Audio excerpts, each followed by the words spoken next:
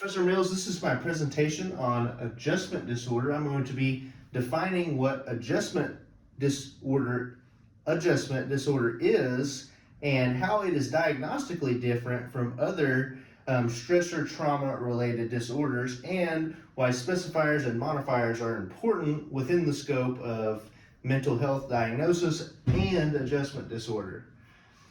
The first thing that we have to realize with an adjustment disorder is there is always a identifiable stressor, and within that stressor, the initial onset of symptoms starts no later than 3 months after the initial stressor, and then typically ends after about 6 months of symptomology. An example of a stressor that would cause adjustment disorder could be something like a divorce, a death in the family, anything that involves a really big change, a big dramatic change in your life, a new job, new school. You could be retiring, you could be getting married, your parents could be getting a divorce. That's why adjustment disorder, actually in a clinical setting in hospitals, is 50% of the disorders that are diagnosed. So it is a very common disorder. There are 6 archetypes that go under adjustment disorder, but first I'd like to discuss the physiological symptoms that are identified with adjustment disorder. This disorder could really kind of hits home to me because I've actually had a little bit of adjustment disorder. I then didn't recognize it in middle school whenever I changed schools. I didn't recognize it then because I was not a major in psychology, but now I can recognize what I was going through was an adjustment disorder, because I was distressed out of proportion to the situation that was seemingly I shouldn't have reacted. I shouldn't have been giving the symptoms of the given situation. My symptoms, my distress was out of proportion to the thought of as appropriate response to the stimulus. My social ability was impaired, my cognitive ability was impaired, and of course your everyday functioning is impaired. And this social, cognitive, occupational impairment, they can all fall together, or you can just individually have a problem or symptom of each of these 3, one specific social disorder within your physiological symptom of adjustment disorder. So those are some of the physical symptoms that you can identify in relation to identifying your stressor. There are 6 archetypes or subcategories, types of adjustment disorder, if you will. There is the depressive adjustment disorder, adjustment disorder with anxiety, and then you can have adjustment disorder with a combination of depression and anxiety. You can have a disturbance and conduct disorder, and this can kind of go back to what we're saying here with your social, cognitive, or occupational impairment.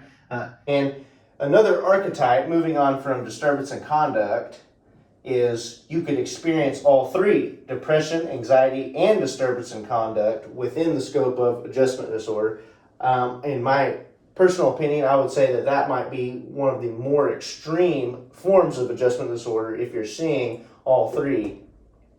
The last form of adjustment disorder is the unspecified adjustment disorder, and that's just where the symptomatology is just kind of all over the place. What makes adjustment disorder different from other traumatic stressor related disorders is really just the timetable and the time of initial onset. With acute stress disorder, time of initial onset is at least 3 days after the stressor and no later than 30 days after the stressor. With adjustment disorder, we see the distress take place.